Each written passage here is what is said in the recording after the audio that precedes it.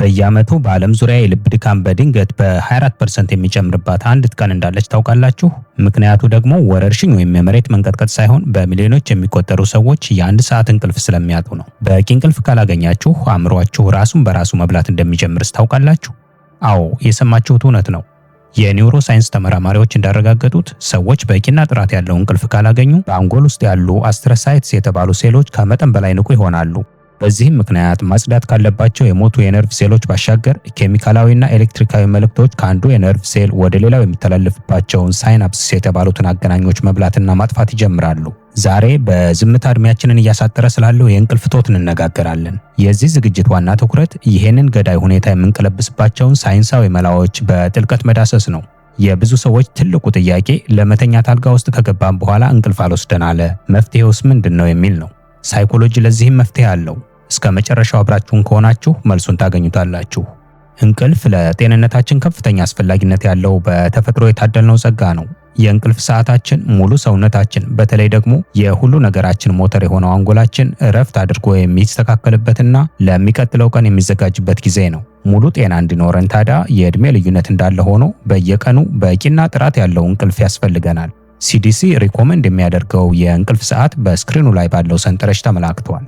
የእንቅልፍ እጦት የአእምሮ ጤናችንን ከማዛባት በተጨማሪ መላ ሰውነታችንን ያዳክመዋል። ጥናቶች እንደሚያሳዩት በቀን ከ6 ሰዓት በታች የሚተኙ ሰዎች ለጉንፋንና ለሌሎች ተላላፊ በሽታዎች የመጋለጥ ዕድላቸው ጥሩ እንቅልፍ ከሚያገኙ ሰዎች ጋር ሲነጻጸር በ4 እጥፍ ይጨምራል። ይህም የሆነው የእንቅልፍ እጦት የሰውነታችንን የተፈጥሮ ተዋጊ ሴሎች በ70% እንዲቀንሱ ስለሚያደርግ ነው። በመግቢያችን ከጠቀስነው የልብ ህመም በተጨማሪ እንቅልፍ ማጣት የረሃብ ስሜትን የሚቆጣጠሩ ሆርሞኖችን ያዛባል። ይህም ሰውነታችን ከፍተኛ የካርቦሃይድሬት ይዘት ያላቸውን ምግቦች እንዲመገብ በማስገደድ የሰውነታችንን ክብደት ከልክ በላይ እንዲጨምር ያደርጋል። ታዲያ ጥሩ እንቅልፍ የማግኘትን ጥቅም ቀድመው የተረዱ በርካታ ምዕራባውያን ሀገሮች ይህንን ችግር ለመቅረፍ በማሰብ በእንቅልፍ ሕክምና ዘርፍ በድህረ ምረቃ ስፔሻላይዝ ያደረጉ ባለሙያዎችን አፍርተው ህዝባቸውን ከገዳዩ ህመም እየታደጉ ይገኛሉ። እኛ ሀገር ይህ ህክምና ባይኖርም ከዚህ ቀጥሎ የምንዘረዝራቸው መፍትሄዎች ያለ ተጨማሪ የገንዘብ ወጪ ልትከውኗቸው የምትችሏቸው ሲሆኑ ጥሩ እንቅልፍ ማግኘትም ያስችሏቸዋል።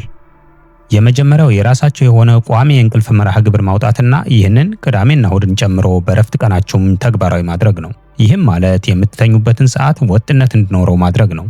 ለምሳሌ ምሽት 3 ሰዓት ላይ የምትተኙ ከሆነ በተቻለ መጠን ይህንን ሳታዛንፉ ሁልጊዜም መተግበር የምትነቁበትንም ሰዓት እንዲሁ ተመሳሳይ ወይም ተቀራራቢ እንዲሆን ያግዛችኋል።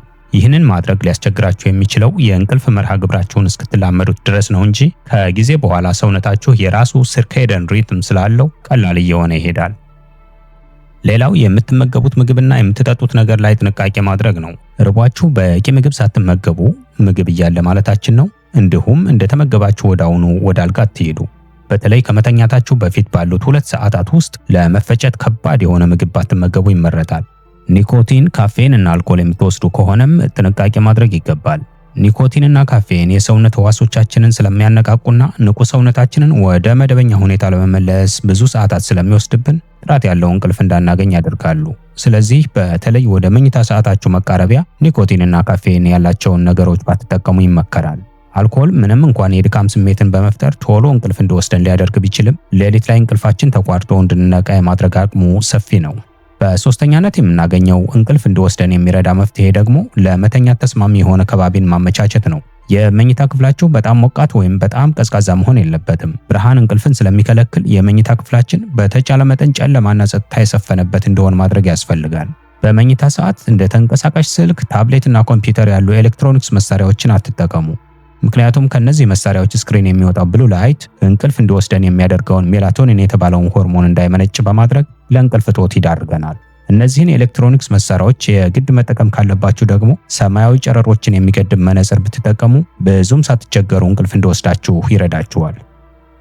ከመተኛታችን በፊት ሰውነታችንን መታጠብና እንደ ምርጫችን ዘና ለማለት የሚረዱ ቴክኒኮችን መጠቀም የተሻለ እንቅልፍ እንድናገኝ ያግዛል።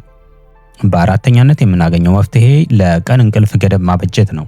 ቀን ላይ ናፕ እናድርግ ብለን ለረጅም ደቂቃዎች አንዳንዴም ለሰዓታት የምንተኛ ከሆነ ሌሊት እንቅልፍ ላይ ወስደን ይችላል።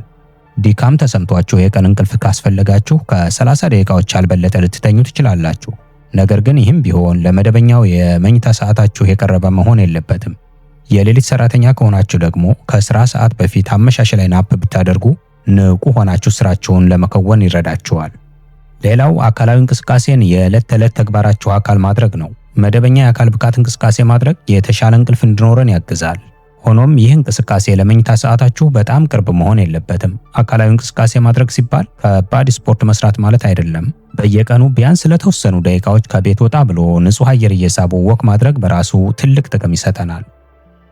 በጣም ያስጨነቃችሁ ነገር ካለ እሱን መቆጣጠርም ሌላው መፍትሄ ነው። በዕለቱ ልትሰሩት አስባችሁ ግን ያልሰራችሁትና እያስጨነቀ እንቅልፍ የከለከላችሁ ነገር ካለ ማስታወሻ ደብተራችሁ ላይ ጻፉትና አሳድሩት። ቅድሚያ የሚሰጣቸውን ነገሮች መለየትና መከወን፣ አንዳንድም ስራዎችን ለሌሎች ሰዎች በውክልና መስጠትና ማሰራት፣ አስፈላጊ ሲሆን የሰዎችን እገዛ መጠየቅ ውሏችን ኦርጋናይዝድ እንዲሆን ይረዳል።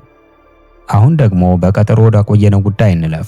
ሰዎች ለመተኛት አልጋ ውስጥ ከገቡ በኋላ እንቅልፍ አልወስዳቸው ካለ ምን ያደርጉ ወደሚለው ጥያቄ። ቀኑን ሙሉ በስራ ተጠምዳችሁ ውላችኋል፣ ደክሟችኋል። ወደ አልጋችሁ የገባችሁትም ዛሬስ ቀጥ ብዬ ነው የምተኛው ብላችሁ ነው። ነገር ግን አልጋችሁ ላይ እንዳረፋችሁ አእምሯችሁ በድንገት ይነቃል። ከዓመታት በፊት የሰራችሁት ስህተት፣ ነገ የሚጠብቃችሁ ስራ፣ ያልተከፈለ ዕዳ፣ ሁሉም በአንድ ጊዜ አእምሯችሁ ውስጥ ይተረማመሳሉ። ሰዓቱን ስታዩት ሌሊቱ ተጋምሷል። ሊነጋ የቀሩት ጥቂት ሰዓታት ብቻ መሆናቸውን እያሰባችሁ ራሳችሁን ታስጨንቃላችሁ። ለመተኛት በታገላችሁ ቁጥር ደግሞ እንቅልፍ የበለጠ ይጠፋል። እንዲህ ያለ ሁኔታ ያጋጥማችኋል? አብዛኛው ሰው እዚህ ጋር ነው ትልቁን ስህተት የሚሰራው። አልጋ ውስጥ ሆኖ ከእንቅልፉ ጋር ይታገላል። ነገር ግን ሳይኮሎጂ የሚነግረን ፍጹም ከዚህ የተለየና አስገራሚ መፍትሄ አለው። በመጀመሪያ 20 ደቂቃውን ህግ ተግብሩ። አልጋ ውስጥ ከገባችሁ በኋላ ባሉት 20 ደቂቃዎች ውስጥ እንቅልፍ ካልወሰዳችሁ ወዲያውኑ ከመኝታ ክፍላችሁ ውጡ። አዎ፣ በግድ ለመተኛት አትሞክሩ። አእምሯችን በፍጥነት የመላመድ ባህሪ ያለው። አልጋ ላይ ተኝታችሁ የምትጨነቁ ከሆነ አእምሯችሁ አልጋን ከእረፍት ይልቅ የጭንቀት ቦታ አድርጎ ይመዘግበዋል። ከመኝታ ክፍላችሁ ወጥታችሁ ደብዛዛ ብርሃን ወዳለው ሌላ ክፍል ሂዱ። መጽሐፍ አንብቡ፣ ትረካ ወይም ለስለስ ያለ ሙዚቃ አዳምጡ። እንቅልፋችሁ በራሱ ጊዜ መጥቶ አይናችሁን ሲጫጫነው ወደ አልጋችሁ ተመለሱ። ታዲያ በዚህ ሰዓት ስልካችሁን ወይም ሌሎች የኤሌክትሮኒክስ መሳሪያዎችን አትነካኩ። በተለይ የስልካችን ትንሽዬ ስክሪን የምታመነጨው ብርሃን ለአእምሯችሁ ቀን ነው የሚል የውሸት መረጃ በመስጠት እንቅልፋችሁን ሙሉ በሙሉ ታጠፈዋለች። ሁለተኛውና በጣም የሚገርመው የሳይኮሎጂ ዘዴ ደግሞ ፓራዶክሲካል ኢንቴንሽን ይባላል። ባጭሩ ላለመተኛት መሞከር ማለት ነው። አልጋችሁ ላይ በጀርባችሁ ተኙ። አይናችሁን በደንብ ግለጡና ለአእምሯችሁ እንድበሉት ፈጽሞ አልተኛም፣ ሆን ብዬ ነቅቼ ነው የምቆየው።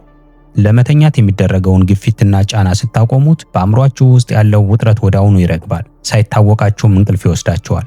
ከዚህም በተጨማሪ ደግሞ የሰውነታችሁን የልብ ምት መቆጣጠሪያ ማዕከል ወዲያውኑ የሚያረጋጋውን የ4-7-8 ያተነፋፈስ ቴክኒክ ተጠቀሙ። ይህ ቴክኒክ ለ4 ሰከንድ በአፍንጫችሁ በጥልቀት ወደ ውስጥ አየር መሳብ፣ ለ7 ሰከንድ ትንፋሻችሁን አፍናችሁ መያዝና ከዚያም ለ8 ሰከንድ ያህል ቀስ እያላችሁ በአፋችሁ ወደ ውጭ መተንፈስ ወይም አየር ማስወጣት ነው። ይህንን ለ3 ወይም 4 ደቂቃዎች ደጋግማችሁ ብታደርጉት ሰውነታችሁ አሁን ሰላም ነው፣ መተኛት ትችላለህ የሚል መልእክት ከአንጎላችን ይቀበላል። አስታውሱ፣ አልጋ የተሰራው ለሁለት ነገሮች ብቻ ነው፣ ለእንቅልፍና ለፍቅር። ስለዚህ ካልጋችሁ ላይ ሆናችሁ ስራ አትስሩ፣ አትጨነቁ፣ ፊልምም አትዩ።